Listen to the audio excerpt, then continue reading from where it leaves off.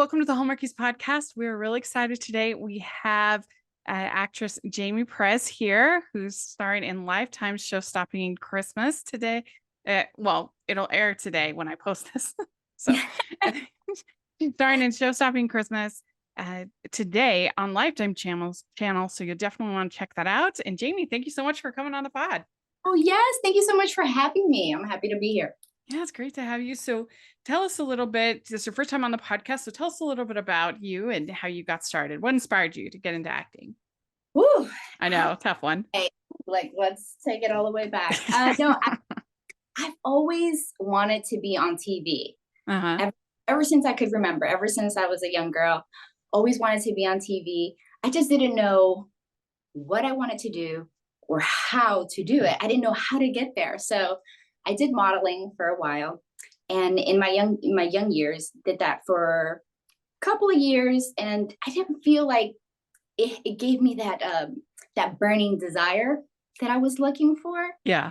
And so I did it for a few years, but then during one of my last shoots, there was an actor / model who kind of gave me some insight into acting. And I just fell in love with it. I remember he kind of just directed me in the right direction. And I started doing short films. I started taking some acting classes in New York. And it's like the acting bug just bit me. And since then, I haven't looked back. Yeah. What did your family think of all this? Like, oh my gosh, she's going to give it a shot, huh? My family was not a fan in the beginning. My family just wanted me to, they're very supportive and they still are. But I think they were trying to protect me in a way because they see it more as you're a one in a million. And it's they're just trying to protect me, trying to shield me from the pain, the hurt. And so, but now they're extremely supportive and they see all the big things that I'm doing. And so, yeah, they love it. But in the beginning, they were a little bit like, I don't think you should go that route. Maybe you should be a doctor or a lawyer. Right. Yeah. Nervous. That makes sense. I can see that.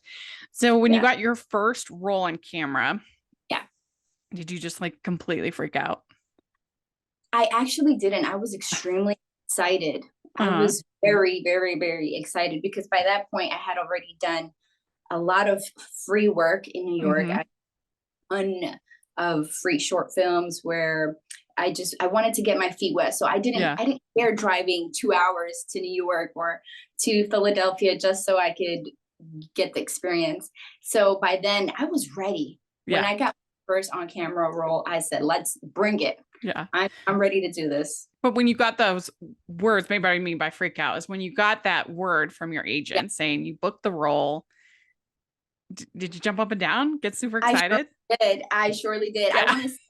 The first one that I got extremely excited about was when I booked We Can Be Heroes with Robert Rodriguez. I originally auditioned to be a news reporter. And funny enough, director came back and they said, we want to actually book her as Invisigirl. Wow. And so I went from a day role player to one of the main characters. And yes, I freaked out. I remember driving to an audition when I got the email. And so I had to pull over and kind of just there's no way that I'm reading this correctly. And yeah, I totally freaked out for sure. I screamed in the car. If somebody drove by and saw me screaming, they probably thought something was really, really wrong. But I was just excited. Yeah. Oh yeah. I mean, I feel like everybody should have a like that thing you do moment where you're like, oh my gosh, I can't believe it. Yeah. Definitely. And I feel like you'll continue to have those moments because there's different levels. So in every level, you have that excitement. Yeah. We'd like to take a second and thank our sponsor for this episode of the podcast. It's the good folks at Baker Publishing Group. Looking for the perfect gift for the romantic book lover in your life?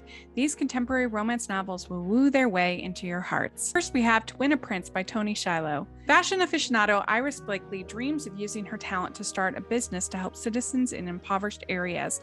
But when she discovers that Econ Dilo will be her business consultant, the battle between her desires and reality begins. Can she keep her heart and business intact despite the challenges she faces? Have to read to find out.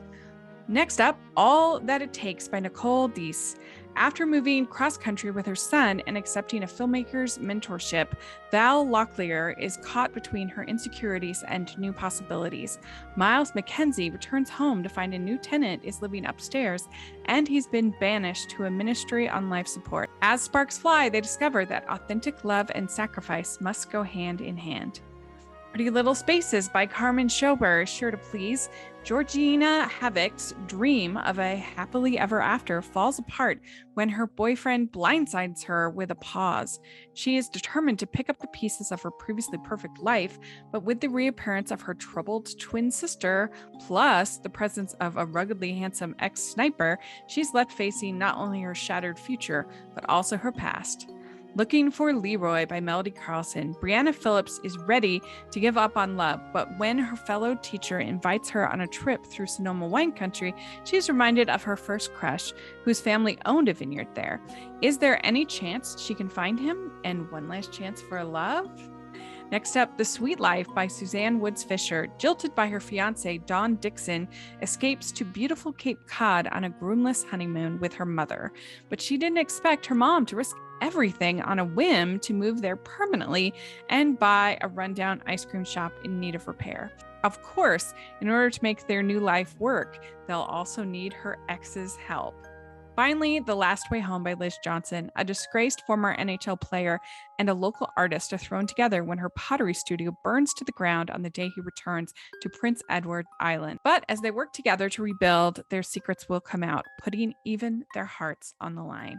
So head over to bakerbookhouse.com/featured/hallmarkies to pick up one of these great books and use code hallmarkies40 for 40% off these titles from November 14th to December 12th. That's bakerbookhouse.com/featured/hallmarkies and use code hallmarkies40 for 40% off. Well, it must have been frustrating though. So you have this, you get in this Netflix show that ends up airing in 2020, and then the pandemic happens, and that must have been frustrating. So you're like, we were just getting started, and then all this, the world falls apart. You know, it's funny you mentioned that because I was just talking about that today. I kind of missed out on the experience, which I wanted, the red carpet experience, Yeah. and being able to see it premiere with the entire cast and crew. And I'm just so bummed that I didn't get to do that, but it's totally okay. Overall, I'm still grateful and very that I was a part of that project. But yeah, it was just like, wow, a pandemic. Where did this come from? Yeah. Yeah. Did you like do any of the like pandemic activities, like making sourdough or doing puzzles or things like that? My pandemic activities included a lot of cleaning and being home and staying away from 6 feet from everybody, especially because during that time, I feel like, especially in our industry, everybody was trying to figure it out. For And sure. so they didn't want to, everybody was getting COVID tested, but they didn't want you on set if you didn't have the vaccine or if you got COVID. So we were just so scared. I didn't want to go anywhere because I didn't want to miss out on any opportunities. Right. I was pretty much stuck inside, just reading and auditioning, a lot of self-tapes for sure. Yeah. Well, yeah, I mean, because they didn't have the rapid tests until 2021. So people had to do the longer test, which took like a weekend or whatever. And yeah, so it was harder. 2020, like I feel like we've already kind of forgotten some of that trauma. Oh, the It was trauma. hard. Hand sanitizing before I touched my car.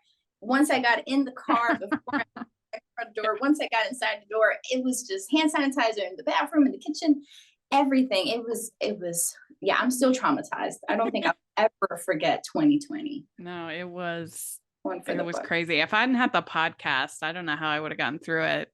Because I'm by myself. I live by myself. Yeah. And if I'd had some kind of outlet to reach out to people, I think it would have been unbearable. Yeah. It was challenging. I'm sure for a lot of us. Yeah. Oof. But so how did this project come to come to you? Did you self-tape? Did you audition I for did. the I show-stopping romance Christmas? I did. I did. It was a self tape, just like a lot of the other self tapes I was doing, and yeah, it just came from my from one of my managers, and I auditioned and got a call back for it, and Uh-huh. was like, okay, Yes. this is a So you, Christmas movie. yeah, that must have Oh, been yeah, exciting. to even audition for it. Yeah, Uh-huh. for So, sure. and then did you film it in, did you have to go to Vancouver? Did they film it in Vancouver or?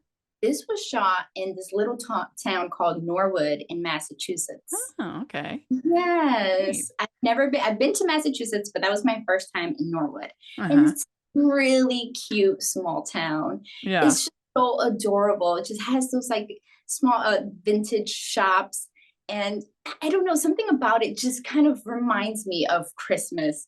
Even though we were there filming a Christmas movie, I feel like if the movie wasn't included itself, the town itself is just so Christmassy. Yeah.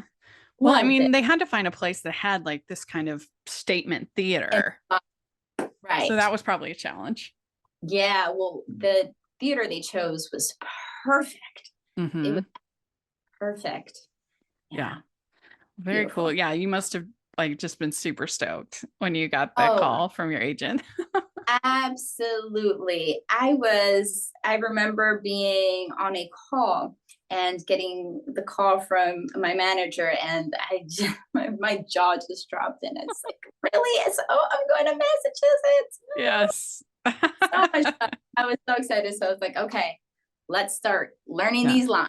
Yeah. Get to it. Yeah. So why don't you tell the audience a little bit about it, about the movie, what they can Yeah. Okay. expect?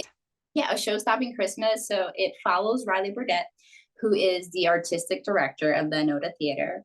And she has been for many, many years. The theater is like her baby. She loves it. And it isn't until Regina decides to sell the theater right before our big performance, our annual Christmas Carol performance. And so now Riley must call upon Regina's ghost of Christmas past, present, and future to help change her mind and hopefully save the theater. Mm-hmm. Yeah. Which I thought was a really fun kind of take. This year seems to be the year of this. I mean, every year there's takes on Christmas Carol, of course, Yeah. but this year there's a lot. It seems like everybody's had that on their mind for some reason Yeah. this There's year. Spirited, Ryan Reynolds. I was like, I Yeah. want to Oh, watch yeah. Yeah. Which was so it. good. Yeah. I think it came out. Did it just come out? I think it Just just this came week. out. Yeah. Yeah. Yeah. Nice. Gotta watch it. I enjoyed it. I thought it was really good. And yeah, so the idea of sort of connecting with local theater, was that something that struck a nerve with you, that struck home with you? So I've always wanted to do theater. Hmm. Never have. I did one small play when I was very young. I want to say elementary school. And after that, I've always wanted to do theater. I've never had the opportunity. So being able to play Riley and Yeah. the director of a theater almost made me feel like it was a dream come true. It actually came true for in life for me. And I just felt like it was the perfect timing because this movie is a Christmas movie. Always wanted to do a Christmas movie. So this Uh-huh. movie and a play together, it was perfect. It was a Yeah. perfect, yeah. Well, what do you think a local theater like they show in this movie kind of adds to the community? What do you think? Well, I think that it brings for sure. It brings a heartfelt. It's the love that you can spread to everybody nearby. Just show everybody that there's that love of the community. We can all come together and spread cheer. And I think that's what Riley, especially in this film, what she did is she didn't allow the circumstances and the obstacles that were brought to her kind of let her down and let the community down. She was able to come together with Sam, with Regina eventually, and and bring the theater back to life. So Hmm. I think as far as local theaters, this will be something that everybody could enjoy as well. Yeah. Yeah. Yeah, so I have started in the last like year. One of my goals after getting out of after getting vaccinated Yeah. I was going to support local theater as much as possible because it was just so Okay. devastating to me to have, I mean, Broadway and just theater in general, not even just local theater. It was just devastating to me to have it be closed for 2 years basically. And that I mean, I think that it's just like a really important thing that it's an important part of our community that allows us to express ourselves, and the experience of going to live theater of any kind, whether it's Broadway or local or high school, even any kind of live performance. I think it's an important community experience because Mm, you're even if as just an audience member, you're supporting them, for their sharing of their talents. And I just think that that's something to be protected and something very important. And I felt like this movie kind of got to the core of that, which I Yes. appreciated. I really love that you brought that up because absolutely, I think that we don't even think about the fact that a theater being closed will take away from somebody's go-to getaway. Yeah, Something yeah. that makes that special, unique, or like you said, going out to the theater, it might bring that joy that takes you away from all the crazy and the madness of 2020. Yeah. And so, yeah, I'm glad that this film could bring that to you and Hmm. hopefully to others as well. Ho, ho, ho. We'd like to take a second and thank our sponsor for this episode of the podcast. It's the Hallmarkies Patreon. Do you love Hallmarkies podcast, especially at Christmas? Do you enjoy the holiday previews, recaps, interviews, and bonus episodes? If the answer is yes, please consider supporting the Hallmarkies Patreon. We need your help to do what we do both during the Christmas season and all year round. But not only do you help a podcast led by strong, independent women by becoming a Patreon, you get to become a part of the Hallmarkies family. Starting at only $2 a month as a patron, you will have access to our Facebook Patreon group where we talk about the movies, shows, and more all year. We also have many monthly patron watch alongs with guests like Lacey Chabert, Natalie Hall, Paul Campbell, Mary Lou Henner, and more, giving their behind the scenes details of their films. As a patron, you also have the chance to provide input into the podcast and even join us at different tiers. So this Christmas season, spread some cheer to the Hallmarkies Patreon and become a member today. You won't regret it. Go to patreon.com/hallmarkies to learn more. That's patreon.com/Hallmarkies. You were on set. You have Thomas McDonald Yeah. as your co-lead. So Yeah. how did you work with him to kind of develop that chemistry and to work together? Oh, Thomas, he's just so sweet and he is so cool, down to earth. I remember when we got to the hotel, it was so strict because of COVID. But I did get a knock on my hotel door, and I remember looking and peeping through, and it was Thomas because we were literally on the same hallway, and he was just waving. He's like, "Hey, it's me!" And so I opened the door, and he's all the way over there, and I'm all the way over here, and we're just talking. And it's so funny because we couldn't even shake hands. We had to Yeah. social distance until we got cleared. But once we were able to um, be on set and kind of build more of that relationship, we would just talk, and I think that comes so easily as being professionals. We developed a relationship on set that you'll see magically appear on a show stopping Christmas, and you'll get all the butterflies, and it all comes through. It all Yeah. comes through. Was this your first lead that you had? So I did another lead on a movie called Confused by Love, Uh-huh. and it was back in 2015, and I did lead that film. But I must say, I've definitely come a long way since that film. So I want to say this was more officially a movie that I was able to completely lead, because Yeah. the movie I was more of a co-lead. Yeah. And how did you kind of prepare for that? What was your process, I guess? For this film, Yes. So, my process for this, let's see, as soon as I get a script, first thing I do is read it front, backwards, side to side. I look for all the little eggs, and I kind of just dig deep into the character of Riley, see what all her interests and her what her wants are, and Hmm. I go from there. But I Yeah. just really, that's the first thing I do is once I pick up a script, I dig deep into the character and see what is truly deep down inside. Yeah. It's what we can't see on the page. Yeah. Well, it's interesting because you have both your character is directing the Christmas Carol Yeah. while also having a literal Scrooge in your life, you know? So Literal. there's sort of a double thing there, which Yeah. is fun. Regina. I Regina. was like, just retire. Just She's- retire. No, but she wants to take the theater with her. She's Oh, like, I'm going to retire, but I'm also not going to leave this theater for you. I always laugh, you know, these movies that's like the only place to build condos is in this like beloved theater. Like they Come have on, this is my baby. You can't take my baby away. there's no Yeah. other land in the town, nowhere else but this. That's why. You have to that's why she- destroy the historic theater. Thank you. Come on. Which Come is- me a break. Yes. No, that's why I didn't go down without a fight. I said, no way. Yeah. Can't do Well, it. and I liked the script. It was funny when there was one line that was something to the effect of, I've never heard thrilled and condominiums in the same Yes.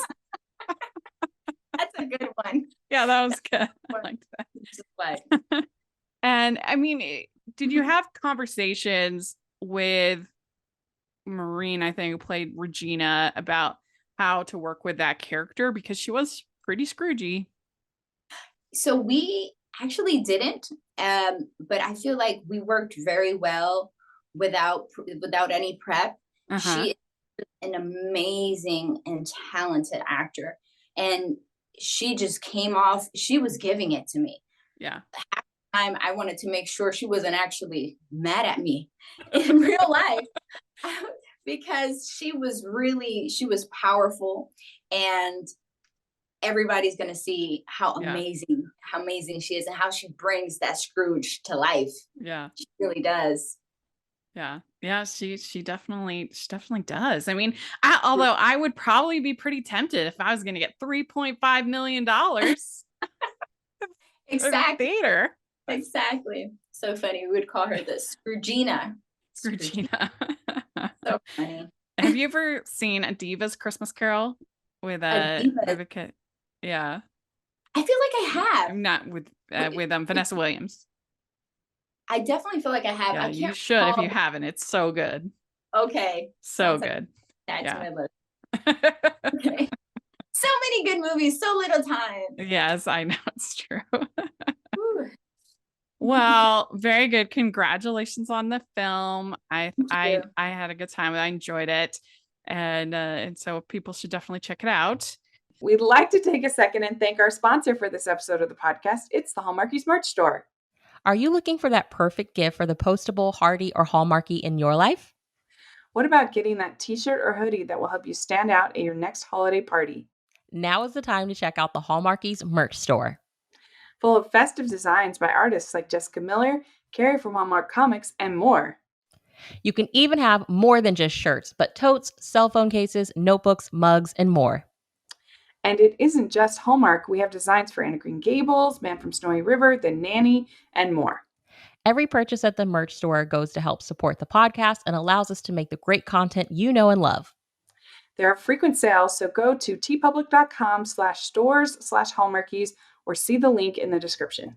That's tpublic.com/stores/Hallmarkies. We have some fun Christmas questions for you. Woo! Bring 'em on. The first one is, what is your favorite holiday drink? Ooh, favorite holiday drink. I would have to say pumpkin spice. Oh, Pumpkin okay, like a spice pumpkin or spice egg. latte or But something. like the latte, yes, pumpkin spice lattes. Ooh, those are my favorite. Yeah. And for eggnog, I mean, that was in my Hispanic culture. That was definitely a tradition. Uh-huh. To always do on Christmas. It'd be Thanksgiving, Christmas, and even New Year's. Just eggnog, eggnog, eggnog. Yeah. Can't go wrong. All right. Well, what is your favorite holiday cookie or treat? I would have to say, ooh, like butterscotch cookies. I don't think I have a Oh. favorite.